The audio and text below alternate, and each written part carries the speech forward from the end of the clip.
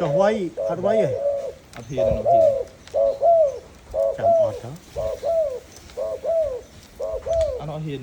hiền kỳ chào hiền mà vay phân lại cho học đã tới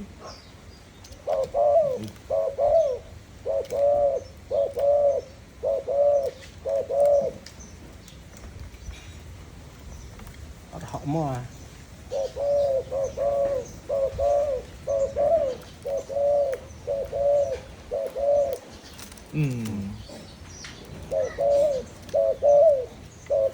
bị bị lạc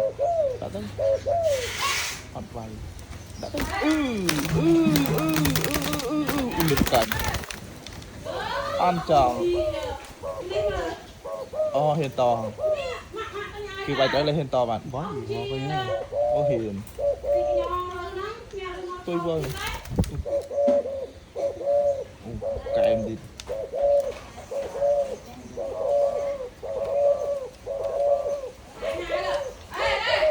bắt cho mò bán này chọn đấy